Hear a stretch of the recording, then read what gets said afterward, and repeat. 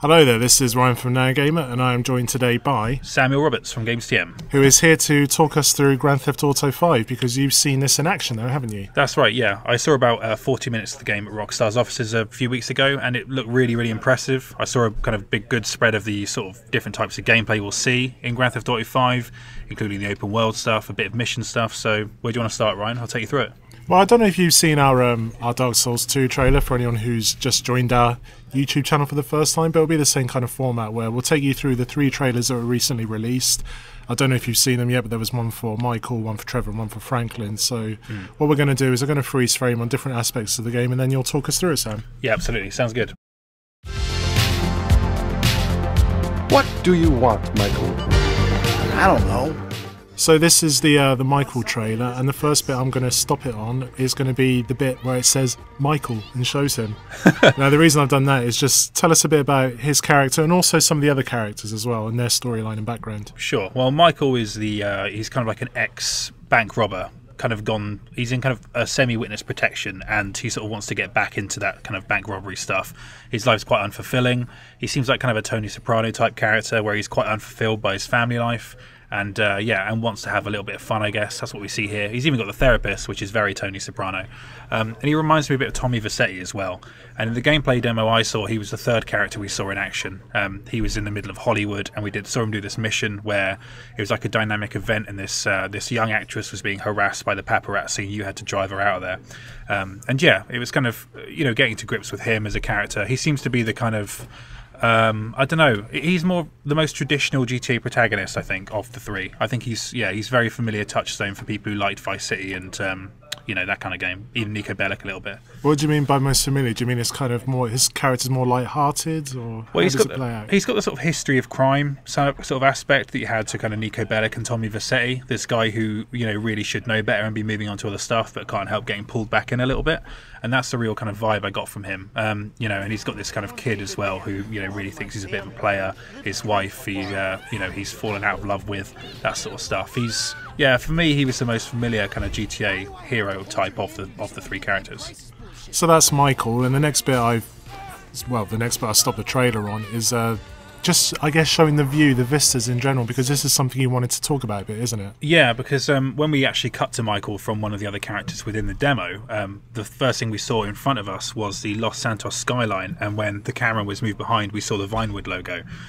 So we were basically getting a kind of look at that sort of traditional city aspect of GTA, where, in Los Santos we're going to get that kind of detailed urban environment thing. I mean, we were kind of on the equivalent of Hollywood Boulevard, so there's kind of bright lights. We went outside a version of Grauman's Chinese Theatre. I don't know what that would be called within Los Santos, but it had like the Hollywood kind of Walk of Fame. Yeah. There were these street performers dressed as like a Republican space ranger and this superhero within the world called Impotent Rage outside the theatre, which in real life is actually quite accurate, because if you ever go there, they're kind of like, I don't know if they're homeless people or street performers, but they're dressed as Superman and Batman, and they want to take their pictures with you for like $5 or whatever. So it's quite accurate in that regard. And the kind of attention to detail really is amazing. This is like a perfect replication of the LA skyline. So yeah. And one thing that I don't think comes up in these trailers, but another thing I wanted to talk to you about is the underwater element as well, because I know they've been building that up. Yeah. But the one question mark for a lot of people, I think, has been, well, how big is the underwater part? So just tell us a bit about that as well. Yeah, I mean, we were kind of, when we cut to Trevor, the kind of loose cannon character, and the second part of the demo, he kind of went underwater after a brief spell on a boat. He put on some scuba gear and he went underwater, and we saw this immensely detailed kind of world going on underneath, where there's this big chunks of downed tanker, people scuba diving looking for it, sharks, this kind of amazing bright blue colour palette as the sun was coming in through the top of the water. It just looked amazingly detailed. I mean, I don't know if we'd expect that across the entire ocean in terms of detail, but as a kind of microcosm of what might be out there, it looks like there's a lot of exploration to be done underwater, which is quite exciting to me. And the other thing that I wanted to mention, touch on in the Michael trailer, is the heist, because that's now a big part of GTA 5, isn't it? It is, yeah. I mean, the bit kind of heist bit we saw was the last bit of the demo we saw, and while it wasn't one of the specific heist missions in the game, it was designed to show you how some of the heist elements might work. You have to prepare for them. You have to leave like getaway vehicles in certain places. You have to choose outfits, choose gear, that sort of stuff. In the actual heist, you'll be able to recruit crew members outside of the three main characters as well, who can come along and help, supplement you on that mission. And they'll want a bigger cut depending on how skilled they are. And they have kind of different job roles as well. So, I mean, while they told us nothing about multiplayer, that seems to lend itself quite well to a multiplayer paradigm, the way I see it. So how does it work in the game then? Are they like side missions you find, or are they part of the central storyline? Well, I think they're part of the central storyline. I mean, I don't... the one we saw was called Blitz Play, and I assume it's part of the story because there's cutscenes and everything. But yeah, I mean, heists are really important to the kind of... They're kind of the key moments where I guess it will bring your different characters together. I'm sure there'll be some kind of heist-related stuff to do outside of that, but in terms of the actual mission design, it seems that heists are a massive part of what they're going for, because they think it represents the kind of pinnacle of the GTA experience, which, if you saw in like Three Leaf Clover in GTA 4, that can definitely be argued, I think. I mean, they're very, very kind of strong types of missions for this type of gameplay. Yeah, I was going to say, I mean, can you think of any examples in, well, previous Rockstar games even, where they've kind of touched on that sort of gameplay before? Is Three Leaf Clover the closest to that? I think it is the closest, but I mean, there's some of that stuff in Red Dead when you kind of rob trains and things like that. I mean, in terms of criminal activity, it's the most interesting thing because it can involve a lot of different NPCs. They can feel quite large scale. It really goes to that kind of Michael Mann sort of like Heat vibe that really works well in these kind of crime games. It's much more interesting than just driving to a place, killing a guy and driving off. It brings all the best aspects of GTA together, the getaways, the kind of shootouts, the drama. It's all kind of there, and I think that's why they're kind of really pushing it with GTA 5. And then we just have a bit more of the Michael trailer, which I'm going to make it awkward for you. I'm not going to ask you anything about the rest of this. Yeah. It's just going to be an uncomfortable transition into the next trailer, which focuses on, I believe, Franklin.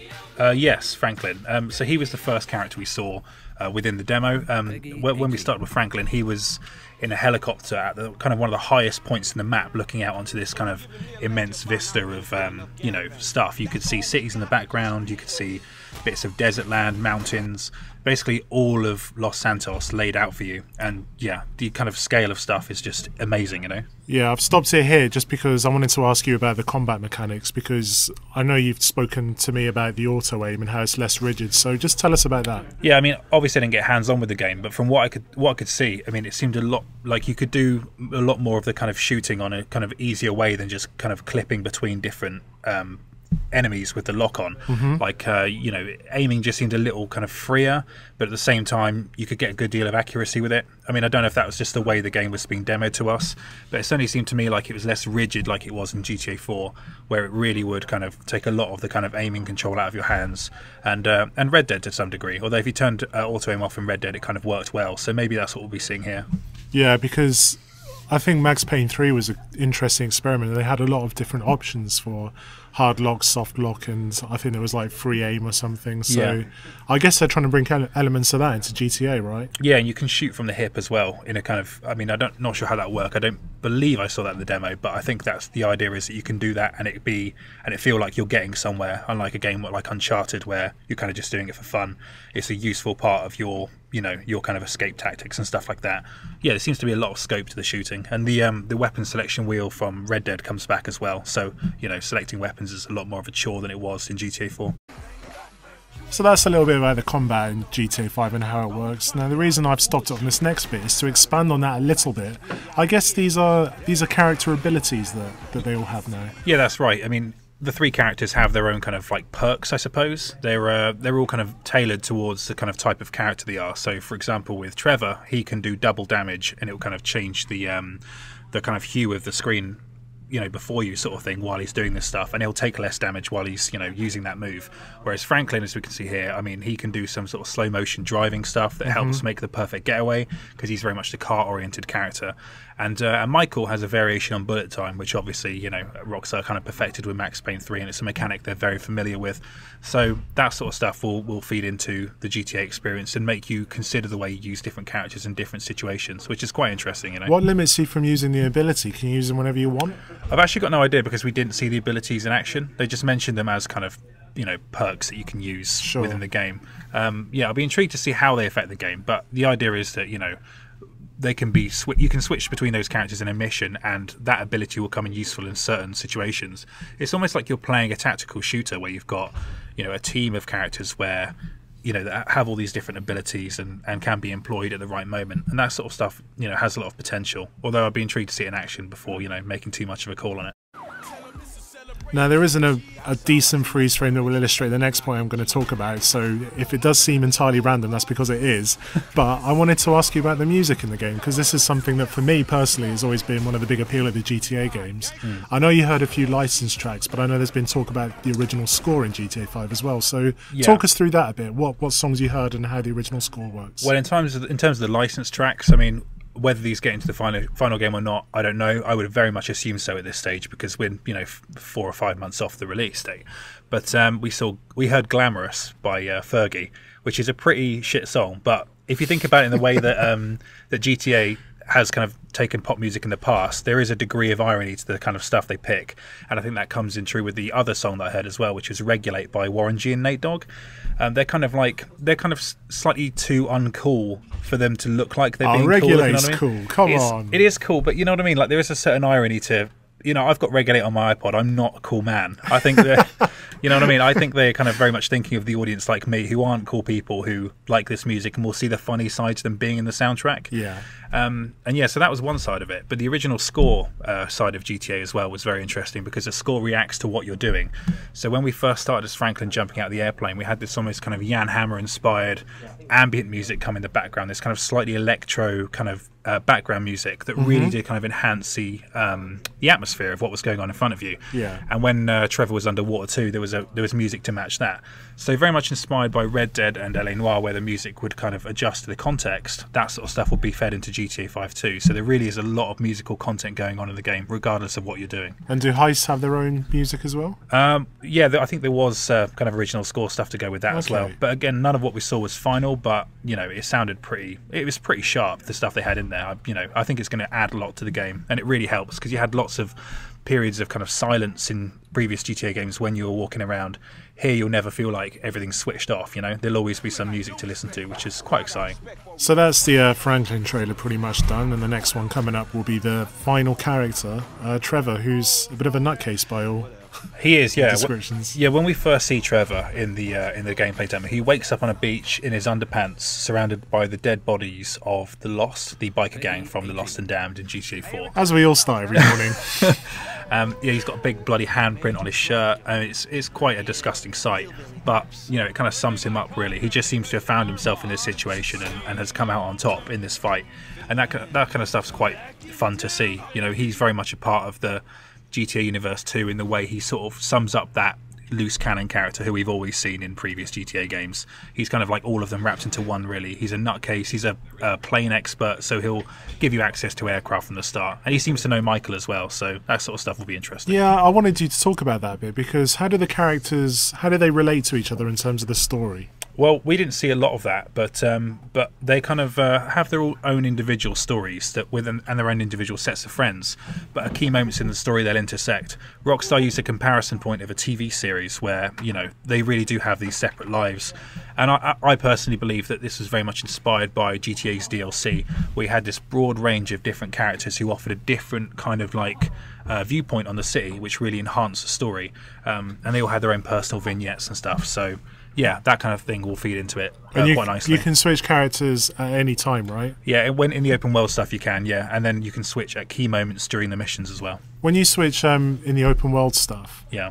I mean, how clunky is it? How quick is it to do? It's really impressive. Like, it takes just a few seconds. It kind of the camera kind of booms out and then goes to another part of the map and then kind of like locks in onto your character, and the camera moves in, and then you're just playing as them instantly, and the whole world's there loaded. We noticed a tiny bit of pop-up, but that really was it. I mean, it was just such an impressive mechanic, a far cry from loading islands back in the GTA 3 and Vice City days. And how long does it take to load that when you jump from one character to another? I'm presuming when it's done within a mission, it's instant.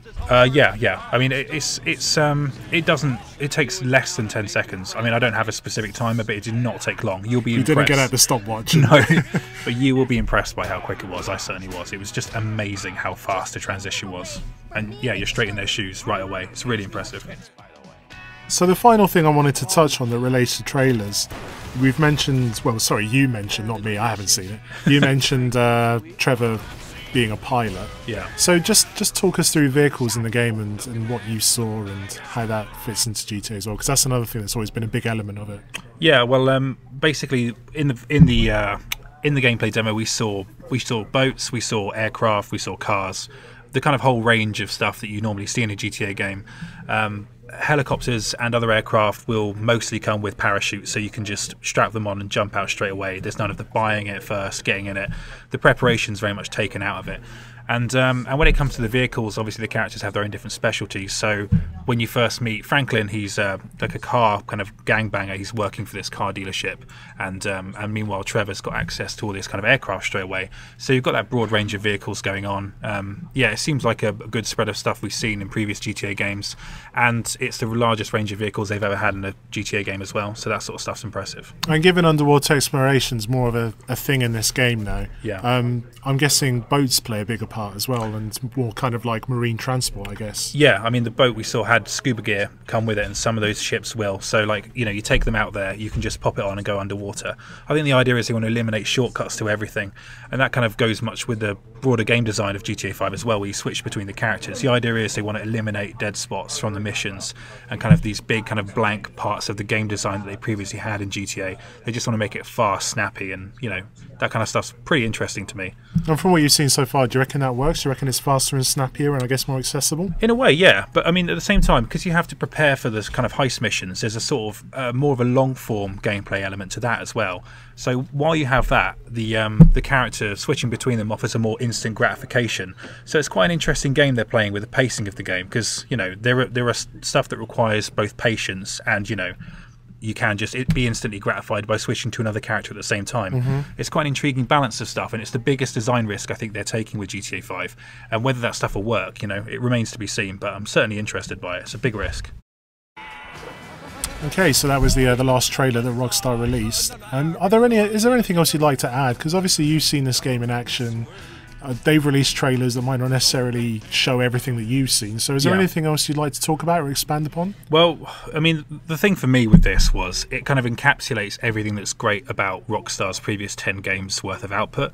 Like, if you wanted a game that has the kind of immense urban detail of GTA 4 married to the sort of scale of Red Dead, you know, this game appears to grant that kind of wish fulfillment. The detail on such a massive scale really is impressive, and I really can't wait to get kind of stuck into the game world. So if we're looking at Rockstar's previous games and how that's led up to this moment, how's Rockstar Presents Table Tennis factored into this? I don't know, actually, but there is actually a tennis minigame in it, so maybe that'll feed into it. I don't know. I'm not sure. It's not table tennis, but it's a form of tennis, and that alone is quite exciting. And the three different characters, to me, you know, I'm intrigued by all of their kind of separate lives, because I love that kind of Johnny Klebitz, Luis aspect that the episodes from Liberty City brought to it. These different angles in the city and the kind of vignettes you get into with the random people, all that stuff seems to be fed into GTA 5 as well. So if that all kind of comes together quite nicely, then it will likely be the best GTA game released today. All right, great. Well, thanks very much for your time, Sam. No worries, dude.